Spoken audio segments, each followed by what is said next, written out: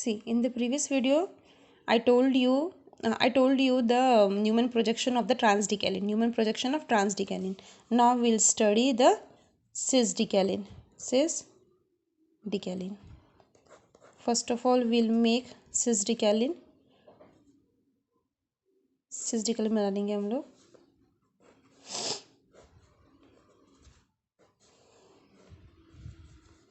ये से हम लोग इस तरफ से भी बना सकते हैं, इस तरफ से भी बना सकते हैं cisdecalene. एक तो ये एक्सेल और ये इक्वेटोरियल यूज़ करो, या फिर इसका ये वाला एक्सेल यूज़ करो, ये वाला एक्सेल यूज़ करो और ये इक्वेटोरियल यूज़ करो, कोई भी यूज़ करो. इस तरफ बनाओ या इस तरफ बनाओ. अब ये एक्सेल है, ये इक्वेटोरियल है, तो इसके पैरेलल एक बॉन्ड बना लिया और फिर ये हो गया cisdecalene. एक तो इसको इस तरफ बनाओ या फिर इस तरफ बनाओ. बुक में इस तरफ दिया है इसलिए मैं इस तरफ बना रही हूँ. फिर तुमको you won't be getting confusion. Okay, because we have to make now Newman projection, and Newman projection will make by seeing this figure. This figure is only given in your book, that is in the Jagdamba. That's why I have to use this figure. Otherwise you will get confused. See, in the previous, when I told you cisdecalene, here such type structure I have drawn. Such type structure also you can use, or this structure you can draw in this part also. You can use ये Excel, ये वाला Excel और ये वाला equatorial use करके भी तुम लोग ये वाला इधर बना सकते हो या फिर इधर भी बना सकते हो. Anyway you can draw. Okay, so now this is our cisdecalene. It can also be written in this form. In this form, cis means both hydrogen atom. Cis means both hydrogen atom will be in the front side or both hydrogen atom will be in the back side. If they are in the front side, we can see both the hydrogen atom. If they are at the back side, we won't be seeing any of the hydrogen atom. So it can also be drawn like this.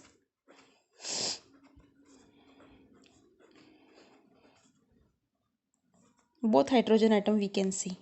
Okay, otherwise remove this both circle, means both hydrogen atom we can't see. You have to draw both this circle, otherwise don't draw any circle. It is this one. Now we have to draw the Newman projection. So how we'll draw the Newman projection? See, you have to see this carbon. इसको यहाँ से देखना है, इस carbon को देखना है यहाँ से. From where you will see? From down side you will see. यहाँ से देख लो इस कार्बन को. ठीक है, we have to imagine like this carbon. हाँ, you have to see this carbon from this side and this carbon from this side. First draw this two carbon first. Afterward we will draw the third carbon. पहला carbon ये है, यहाँ से शुरू करते हैं. ऐसे जाना है तो ऐसे जाएंगे हम लोग. सामने वाला कार्बन, पीछे वाला कार्बन. ये सामने वाला कार्बन, ये पीछे वाला कार्बन. ये सामने वाला कार्बन, ये पीछे वाला कार्बन. सामने वाला कार्बन, पीछे वाला कार्बन. इसका ये एक्सेल, इक्वेटोरियल, ये एक्सेल, ये इक्वेटोरियल. तो सामने वाला कार्बन एटम, ये सामने वाला का ये एक्सेल, इक्वेटोरियल, ये एक्सेल, इक्वेटोरियल. सामने वाला का, पीछे वाला का ये एक्सेल, ये इक्वेटोरियल. पीछे वाला ये एक्सेल और ये इक्वेटोरियल. उसके बाद ये सामने वाला का ये एक्सेल, ये ड्रॉ किया एक्सेल सामने वाला का. ठीक है, और ये वाला ये होगा, ये इसका होगा इक्वेटोरियल. ये वाला सामने वाला का ये एक्सेल, ये हो गया इक्वेटोरियल. ठीक है, इसके बाद पीछे वाला ये एक्सेल, पीछे वाले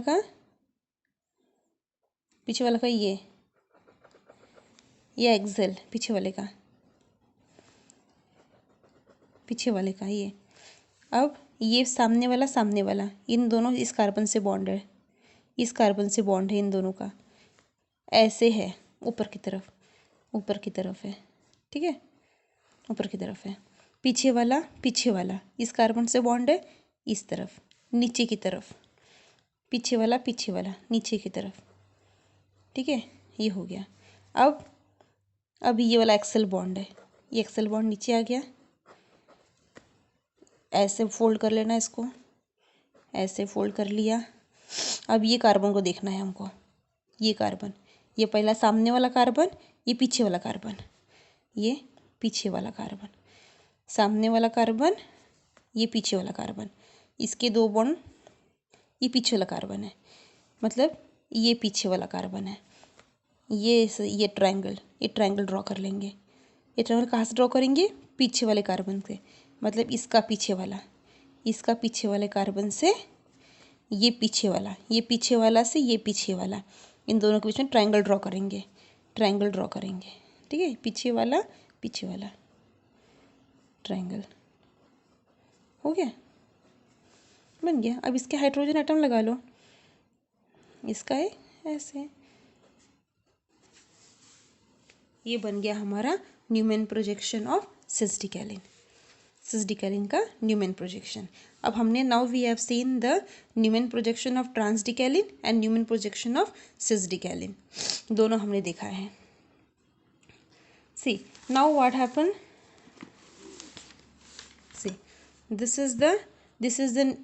वन इज द ट्रांसडिकैलिन और ये सिस-डिकैलिन है। अब इन दोनों में से स्टेबल कौन सा है? ये ट्रांसडिकैलिन इज मोर स्टेबल, ये trans decalin it is more stable. Why it is more stable trans decalin? Because it is form by the e bond, इसलिए ये ज़्यादा स्टेबल है। And it is form by the a bond, so it is least stable. कैसे stable हो, कैसे list stable है, वो बताऊंगी मैं। नाउ अदर थिंग, जो सिस वाला है, ये जो सिस वाला है, इसको हम लोग फ्लिप कर सकते हैं।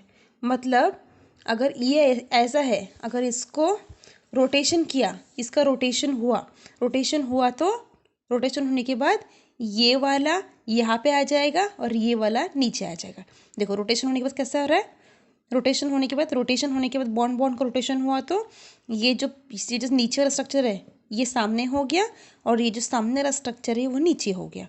मतलब सिस-डिकैलिन को रोटेट कर सकते हैं। जो सिस-डिकैलिन है इसका रोटेशन, बॉन्ड को रोटेशन होके ये स्ट्रक्चर फ्लिप हो सकता है। मतलब ये जो नीचे वाला लंबा पार्ट है वो सीधा हो गया, ये सीधा वाला पार्ट लंबा हो गया। Means by rotation this structure can flip, लेकिन ट्रांस में फ्लिप नहीं होगा। लेकिन जो ये ट्रांस स्ट्रक्चर है, इसका रोटेशन करने के बाद इसका फ्लिपिंग नहीं होगा, इसलिए ये स्टेबल है। इसलिए सिस का स्टेबल है, सिस स्टेबल है ट्रांस से, क्योंकि सिस फ्लिप करता है, चेंज करता है, फ्लिप होता है, लेकिन ट्रांस फ्लिप नहीं होता। नाउ अदर थिंग, अगर हम लोग सब्स्टिट्यूशन करते, ये है हमारा ट्रांस और ये है हमारा सिस, ठीक है ना, ये है हमारा ट्रांस। अगर हम लोग ट्रांस में सब्स्टिट्यूशन करते हैं, सी ये बताया मैंने, ये है हमारा,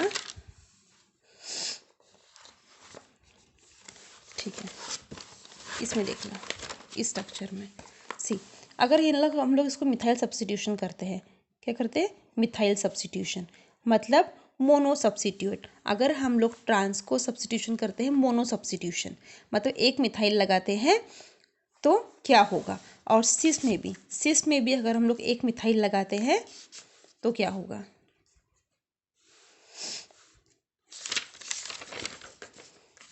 यहाँ पे इसमें मिथाइल,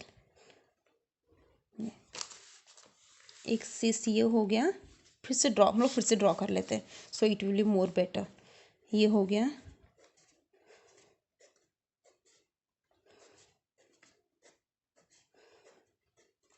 ये एक मिथाइल मोनो सब्स्टिट्यूशन,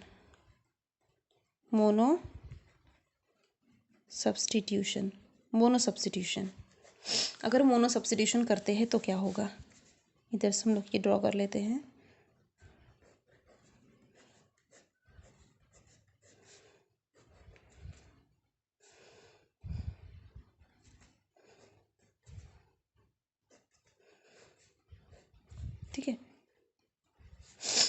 इसको भी मोनो सब्स्टिट्यूशन। ये है जहाँ पे फ्यूजन होता है वहाँ मिथाइल लगाते हैं।